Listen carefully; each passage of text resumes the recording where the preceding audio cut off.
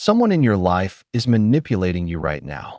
Not a stranger, not an enemy, someone you trust completely. And the most disturbing part? The science says you will never catch it because your own brain is working against you. Psychologists have identified 7 techniques so deeply embedded in human behavior that most people who use them don't even know they're doing it.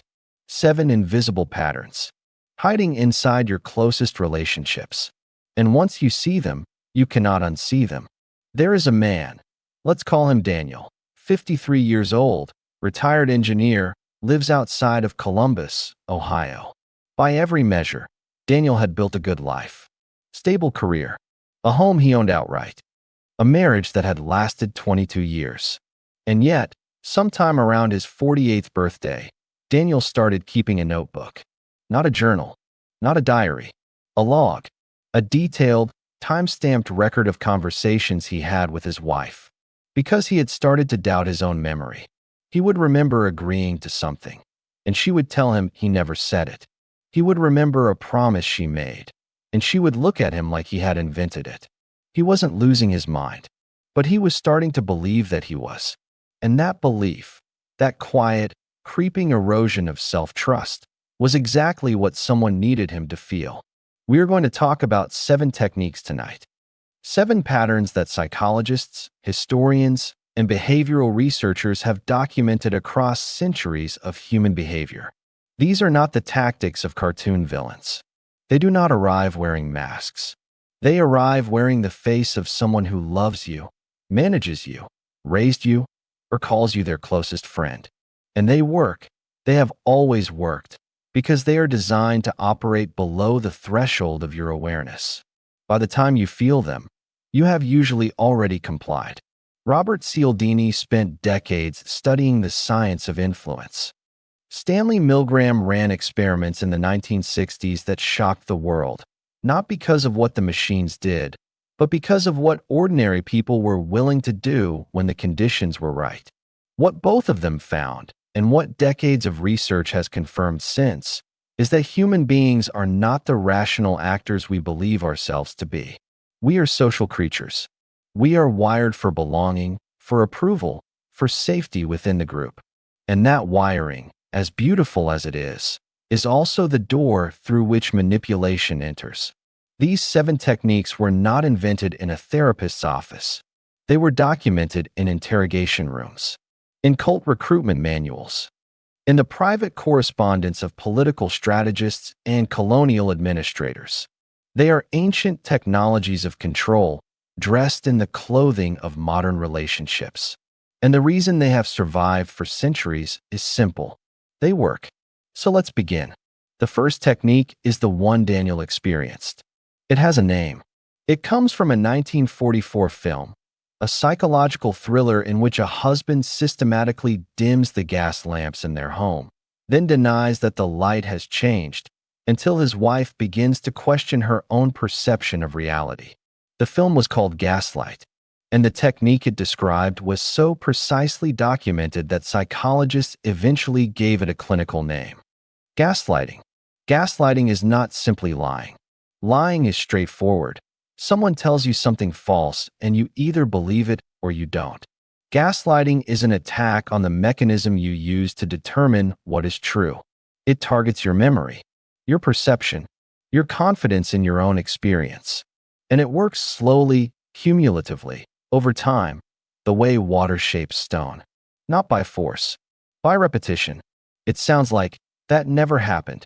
It sounds like, you're too sensitive. It sounds like, I never said that. You always twist things. And the truly insidious part is that the person saying it does not always know they're doing it. Some gaslighters are calculated and deliberate, but many are simply people who cannot tolerate being wrong, who have learned unconsciously to rewrite shared reality rather than accept accountability. The effect on the target is identical either way.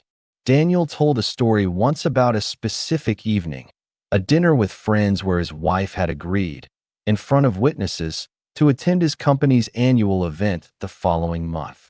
When the month came, she denied ever agreeing. When Daniel mentioned the witnesses, she said they were misremembering too.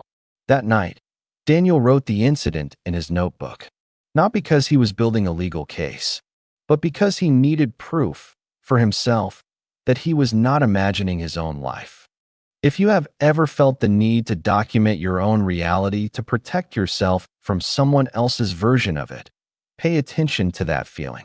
It is not paranoia. It is your nervous system trying to tell you something your conscious mind is not yet ready to hear. Gaslighting doesn't break you loudly. It erodes you quietly until the version of yourself that trusted your own mind feels like a stranger. And by the time most people recognize it, they have spent years apologizing for things they never did, doubting memories that were accurate, and shrinking themselves to fit inside someone else's version of events. Now meet Marcus, 52 years old, recently divorced after a 20-year marriage, lives in Portland. 6 months after his divorce was finalized, Marcus met someone who seemed, within 3 weeks, to understand him better than anyone ever had. She remembered everything he mentioned in passing. She called him every morning. She told him he was different, special, unlike anyone she had been with before. She made him feel, for the first time in years, like he was exactly enough. And then, around week 6, something shifted. Small things at first.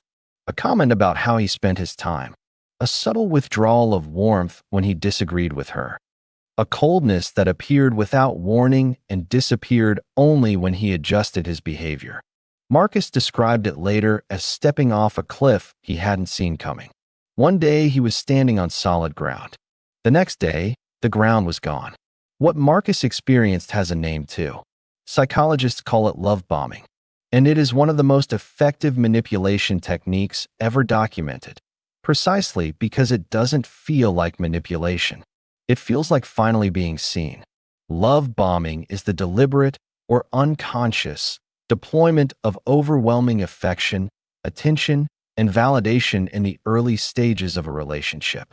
Its purpose is to create dependency before control begins. To make the target feel so seen, so special, so chosen, that when the affection is later withdrawn or made conditional, the target will do almost anything to get it back. It hijacks the brain's reward system. Dopamine floods in during the bombing phase. Then, when the warmth is removed, the brain enters a state that research has compared to withdrawal from an addictive substance. The target isn't chasing the person anymore. They are chasing the feeling, and the person controls the feeling. This same pattern, overwhelming affection followed by conditional withdrawal, has been documented in cult recruitment, in high-control workplace environments, and in political movements that inspire almost religious devotion. The mechanics are identical regardless of the setting. Flood the target with belonging, then make belonging conditional on compliance. By the time the target realizes what has happened, their identity has been partially constructed around the approval of the person who now controls it. When affection arrives faster than trust has been earned, that is the signal, not the gift. Now let's talk about silence. Not the comfortable silence between people who know each other well. A different kind. The kind that lands in a room like a verdict. Thomas is 58 years old. He spent 30 years working in financial services in Manchester. He is, by his own description, not a man who talks about feelings easily. And for most of his marriage, he told himself that the silences in his home were simply part of who his wife was. She went quiet when she was upset. He learned to wait it out. He learned to apologize, even when he wasn't sure what he was apologizing for, because apology was the only thing that ended the silence. What Thomas did not understand, for 30 years, was that he had been trained, as precisely and as effectively as any laboratory subject in a behavioral psychology experiment. The silent treatment, when used as a tool of control, is one of the most psychologically damaging techniques in the manipulation repertoire. It is not a pause. It is not space. It is punishment, designed to produce anxiety, compliance, and preemptive apology in the target. Kipling Williams, a psychologist who spent decades studying ostracism, found that social exclusion activates the same regions of the brain as physical pain. Being ignored by someone whose approval matters to you does not feel uncomfortable. It feels, neurologically, like being hurt. And a person who has learned that silence ends when they submit has not resolved the conflict. They have been conditioned to avoid one. Thomas described the moment of recognition clearly. He was in his late 50s, in a therapist's office, when the therapist asked him to map the pattern. When did the silence begin? When did it end? What had he done in between? And as he drew it out, he saw what he had never allowed himself to see. The silence always ended when he gave something. An apology, a concession, a change in plans. He had never once waited the silence out. He had never once allowed it to end on its own. Because somewhere along the way, he had learned that the cost of waiting was higher than the cost of surrendering. If silence in your relationship always ends when you provide something, compliance, apology, attention, you are not in a pause. You are in a negotiation you did not know you entered. Alan is 61 years old. He grew up in Vancouver. His father was a successful man by the standards of the time, self-made, disciplined, respected in his community. Alan spent the first 4 decades of his life trying to earn his father's approval. He finished university with honors. His father asked why he hadn't gone to a better school. He built a company. His father asked why it wasn't larger. He sold the company for more money than his father had ever earned. His father said he had sold too early. Alan retired at 58, financially secure, professionally accomplished, and emotionally exhausted in a way he could not entirely explain. His father died 2 years later. At the funeral, Alan realized something that took his breath away. He had never once, in 61 years, heard his father say that he was enough. Not once. And he understood, finally, that he never would have, because the game his father was playing had no finish line. Moving the goalposts is a technique of perpetual insufficiency. It keeps the target in a permanent state of striving, always almost there, always falling just short, always with one more thing to prove. It is documented extensively in the psychology of narcissistic parenting, in toxic workplace dynamics, and in certain religious frameworks that offer salvation as a carrot that is always one step further than your current reach. But its roots go deeper than modern psychology. Historians have traced the same mechanism through feudal taxation systems, where the tax burden was adjusted upward whenever peasants came close to paying it off, through colonial administration, and through the management of enslaved populations, where the standard of freedom was always being redefined to stay just out of reach. Keep the subject always in debt, and they never stop working to repay it. When your success is consistently followed by a new reason you are not good enough, the problem was never your performance. James is 49 years old. He works in financial consulting in Edinburgh. He is precise, analytical, not easily unsettled. And for 3 years, he was slowly and systematically destabilized by 2 people, his manager and his wife, using a technique he didn't have a name for until he was well out of both situations. His manager would mention, in casual conversation, that 2 other candidates were still being considered for James's role. His wife would reference her ex-husband during arguments, how he had handled a similar situation differently, how he had never had this particular problem. Neither person ever made a direct threat. Neither person said anything James could clearly identify as aggressive. But he was always, in both environments, slightly off balance, slightly unsure of his position, slightly aware that he was competing, without knowing exactly what the competition was, or with whom. This technique is called triangulation. It is the introduction of a third party, real, exaggerated, or entirely implied, into a 2-person dynamic for the purpose of manufacturing insecurity, jealousy, and competitive compliance. The third party does not need to be a genuine threat. The threat itself is the mechanism.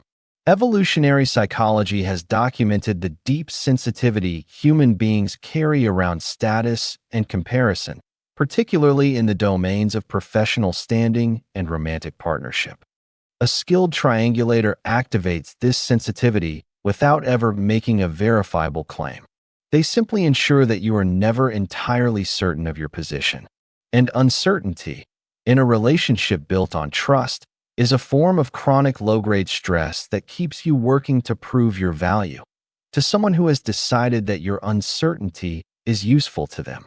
Now, this next one is the most difficult to see because it often arrives wearing the face of generosity. Robert is 56 years old. He grew up in Toronto. His father paid for his university education, his first car, the down payment on his first home. By any external measure, Robert's father was a generous man, and Robert was grateful. Genuinely. He said so often. But somewhere in his early 30s, Robert began to notice something. Every major disagreement with his father, every moment of conflict or boundary, ended the same way.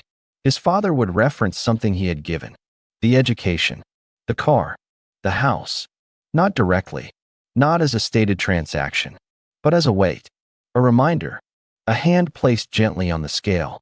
What Robert's father had been operating from, likely without ever consciously deciding to, was a covert contract. A covert contract is an unspoken agreement that one person writes privately and never shows to the other party. It says, "I will do this for you. And in return, without telling you, I expect this from you. And if you fail to deliver, if you set a boundary or disagree or grow in a direction I didn't plan for, I will experience it as a betrayal. And I will remind you, in whatever way I can, of the debt you did not know you owed."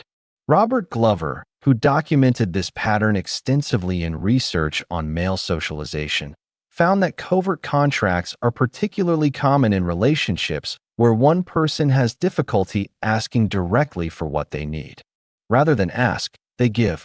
And in giving, they accrue an invisible ledger of obligation. The resentment arrives as a surprise to everyone, except the person who wrote the contract. Covert contracts turn love into debt, and debt, in a relationship, is never truly forgiven. It is only held. David is 53 years old. He built a software company in Chicago over 14 years. He is not a naive man. He had lawyers. He had advisors. He had, by his own description, good instincts about people. And yet, over a period of 3 years, his business partner systematically transferred 40% of David's company into a joint holding structure.